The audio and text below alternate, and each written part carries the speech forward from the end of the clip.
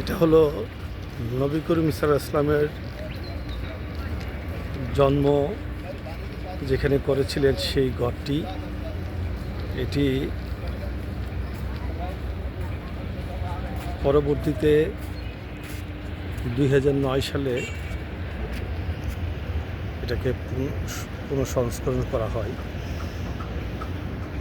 পিছলে জাবালে খানদাম পাহাড়টি, যেটি 8ম হিজরিতে মুসলমানরা মক্কা বিজয়ের পর কিছু কুরাইশ বংশের লোকেরা এখানে গুপ্তচর হিসেবে বসবাস করছিলেন। চূড়ান্তভাবে তাদেরকে বিজয়ের মাধ্যমে এই মক্কা বিজয় অর্জন হয়।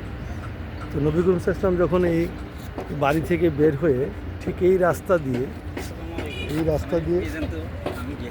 দিয়ে যখন নবী করিম সাল্লাল্লাহু আলাইহি ওয়াসাল্লাম বের হতেন, তখন আবু জাহেলের স্ত্রী উনি সহ ওনার বংশধররা ওই যে জানালা দেখা যাচ্ছে, ওই জানালা থেকে ময়লা আবর্জনা নবী করিম সাল্লাল্লাহু আলাইহি ওয়াসাল্লামের গায়ের উপরে নিক্ষেপ করতেন।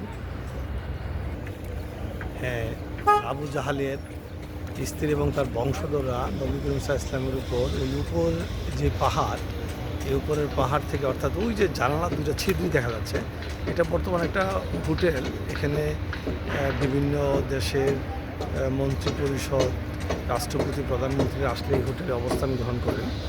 তো এখানে ওই জানালার চিহ্ন রাখা হয়েছে, যেখানে আবু জাহেলের স্ত্রী এবং তার বংশধরের উপর এই পাহাড়ের উপর থেকে, মূলত এটি একটা পাহাড়, এই পাহাড়ের উপরের এই বরাবর করে জানালাগুলা, যেখানে নবী করিম সাল্লাল্লাহু আলাইহি ওয়াসাল্লাম ওনার ঘর থেকে যখন এই কাবা শরীফের দিকে পায়ে হেঁটে হেঁটে উনি যখন নামাজের জন্য, বিভিন্ন কর্মকাণ্ডে যখন যাওয়ার জন্য এদিকে যাত্রা করতেন, তখন এই আবু জাহেলের স্ত্রী এবং তার বংশধরের উপর থেকে ময়লা আবর্জনা কাদা নিক্ষেপ করতেন, যেন এই রাস্তা ব্যবহার না করতে পারে।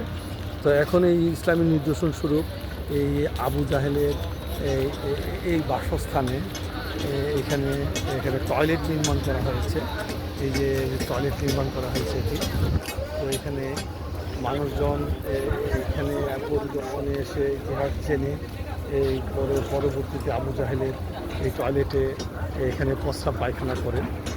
ভিতরে ইসলামের এই নিদর্শন,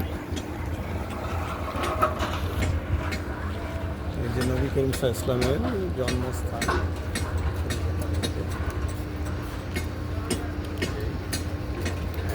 জাবালে খানদাম পাহাড় 8ম হিজরিতে মুসলমানরা মক্কা বিজয়ের মাধ্যমে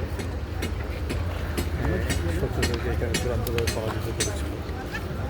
এই হলো আবু জাহেলের বাসস্থান, যেটাকে পরবর্তীতে টয়লেট ওয়াশরুম হিসেবে নির্মাণ করা হয়।